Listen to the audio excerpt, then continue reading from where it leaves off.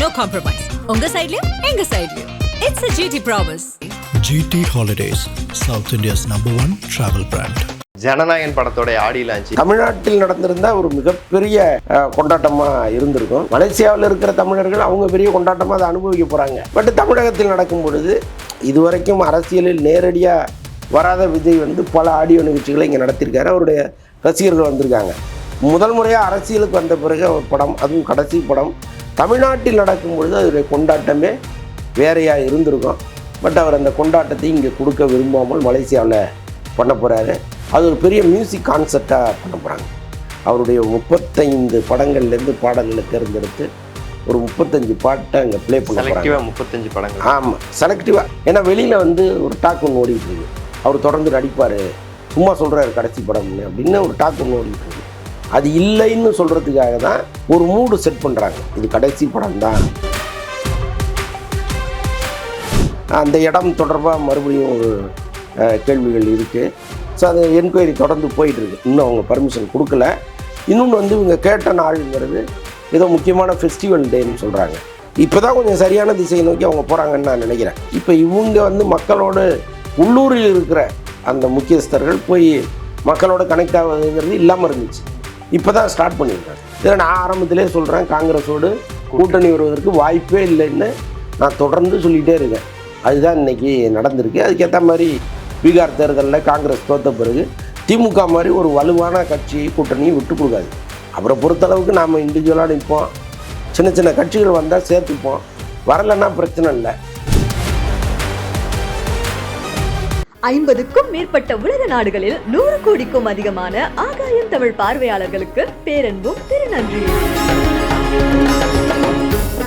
ஆகாயம் தமிழ் நேயர்களுக்கு வணக்கம். இன்னைக்கு நம்ம கூட சினிமா விமர்சகர் மற்றும் வலைப்பேச்சாளர் திரு அந்தணன் அவர்கள் தான் இருக்காங்க.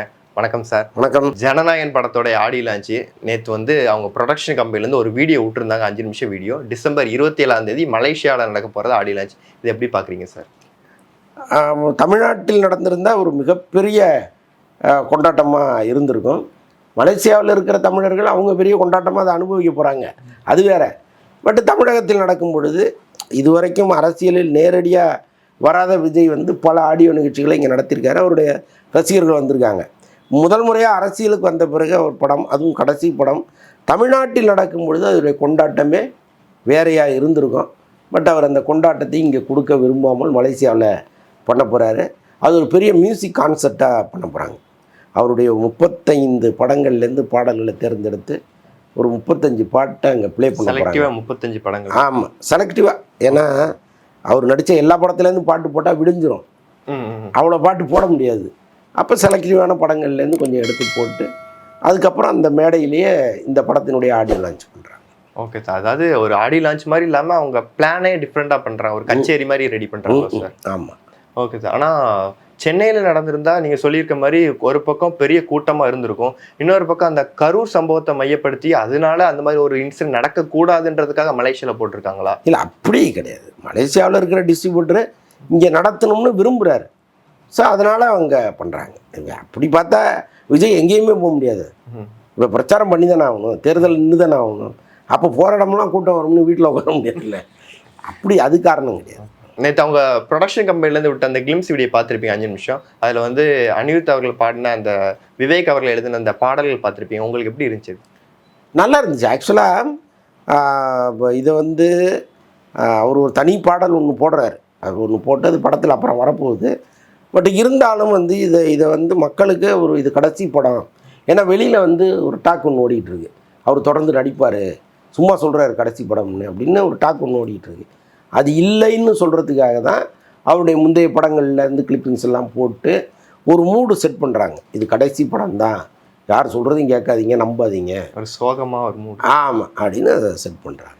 Okay sir. கிட்டத்தட்ட ஆடி லான்ச்சுக்கு நிறைய பேர் வருவாங்க மாதிரி சொல்கிறாங்க. 1,00,000 பேர்கிட்ட சொல்லிக்கிட்டு இருக்காங்க.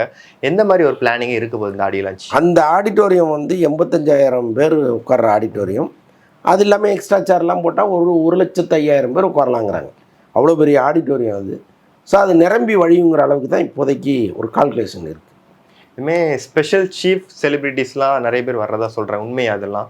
அங்கே இருக்கிற மலேசியாவில் இருக்கிற இங்கே தமிழில் இருந்து யாருமே இங்கேருந்து யாருமே போக மாட்டாங்க. யார் இங்கே ஸ்பெஷல் செலிபிரிட்டினா விஜய் தான். இல்லை இதை தாண்டி முன்னணி நடிகர்கள் நட்சத்திரங்கள் இந்த மாதிரிலாம் யார் போவா? இன்னைக்கு இருக்கிற அவர் அரசியல் தலைவர் ஆகிட்டார். அவருக்கு வணக்கம் வச்சா கூட எதிரியாக நினைக்கிறது மாறிடும். மாறிடும். ஸோ அப்படி இருக்கும்போது யார் போவா? சவுந்தரராஜன் ஒருத்தர் இருக்கார், அவர் போவார். அப்புறம் தாடி பாலாஜி போவார். அது பார்த்து இவருமே அவர் கூட அரசியல் இருக்காங்க. வேற நடிகர்கள் யாரும் போகிறதுக்கு வாய்ப்பு இல்லை. ஓகே சார், அதுக்கு முன்னாடி படத்துடைய செகண்ட் சிங்கிள் ரிலீஸ் ஆகிற மாதிரி சொல்கிறாங்களே, அதை பற்றி எப்படி? ஆமாம், அது ஒன்று வரப்போகுது. செகண்ட் சிங்கிள் ஒன்று வருது.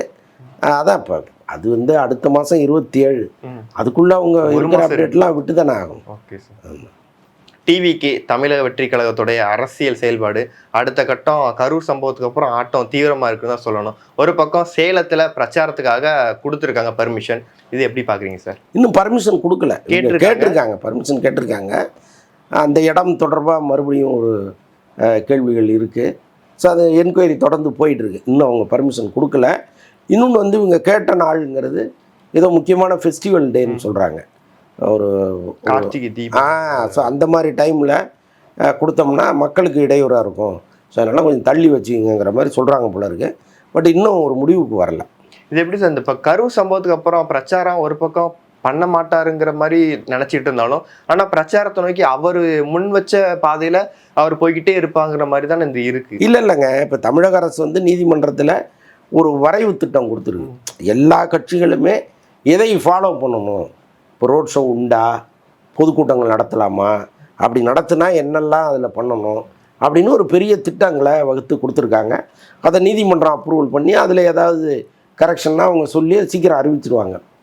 நீதிமன்றம் அறிவித்த பிறகு அதில் அவங்க என்ன சொல்லியிருக்காங்களோ அதை ஃபாலோ பண்ணிட்டீங்கன்னா நீங்கள் எல்லாமே பண்ணலாம். Okay sir. தமிழக வெற்றி கழகத்தோட கூட்டணி அப்படின்ட்டு ராகுல் காந்தி வந்து டிவிக்கோட கூட்டணி வைக்கிற மாதிரி சொல்லிக்கிட்டு இருந்தாங்க. இன்னொரு பக்கம் வந்து செல்வ பெருந்தகை வந்து கூட்டணிக்கு முரண்படலை அப்படிங்கிற மாதிரி சொல்கிறாங்க. இது பீகார் எலெக்ஷனில் ராகுல் காந்தி அவர்கள் தேர்தலில் தோல்வியை சந்திச்சதுனால இது விஷயம் நடக்குதா சார்? செல்வ பெருந்தகை வந்து தமிழக காங்கிரஸ் தலைவர், அவ்வளோதான். அவர் வந்து அகில இந்திய காங்கிரஸ்க்கெல்லாம் தலைவர் இல்லை. அதனால் அவர் நினைக்கிறது தான் நடக்கணும்னு கிடையாது. தலைமை என்ன முடிவெடுக்குதோ அதை செல்வ பெருந்தகை கேட்டு செய்யணும், அவ்வளோதான். அதனால் வந்து இங்கே அவர் எதிர்க்கிறாரு விரும்புகிறாருங்கிறதெல்லாம் தாண்டி ராகுல் என்ன நினைக்கிறாருங்கிறது தான் முக்கியமான விஷயமா இருந்துச்சு. இதில் நான் ஆரம்பத்திலே சொல்கிறேன், காங்கிரஸோடு கூட்டணி வருவதற்கு வாய்ப்பே இல்லைன்னு நான் தொடர்ந்து சொல்லிகிட்டே இருக்கேன். அதுதான் இன்றைக்கி நடந்திருக்கு. அதுக்கேற்ற மாதிரி பீகார் தேர்தலில் காங்கிரஸ் தோற்ற பிறகு திமுக மாதிரி ஒரு வலுவான கட்சி கூட்டணியை விட்டு கொடுக்காது. ஏன்னா எதை நம்பி நம்ம விஜய்கிட்ட போக முடியும், திமுக வேணான்னு சொல்ல முடியும்னு அவங்களே யோசிப்பாங்க இல்லையா. ஸோ அதனால தான் திமுக தான் முக்கியம்னு அங்கேயே நின்றுட்டாங்க. விஜயும் ஒன்றும் பெருசாக அவங்கள நம்பி இல்லை தான். ஆரம்பத்துலேருந்து விஜய் வந்து காங்கிரஸை நம்பியாக இருந்தார், அப்படிலாம் ஒன்றும் இல்லையா. இந்த நிமிஷம் வரைக்கும் பல கட்சிகள் இருந்து நான் சேர்றேன்னு பல பிரமுகர்கள் தூது விட்டும் அமைதியாக இருக்கார் அவர். அப்படி சேர்க்கணும்னா எல்லாருமே சேர்த்துருப்பார் அவர்.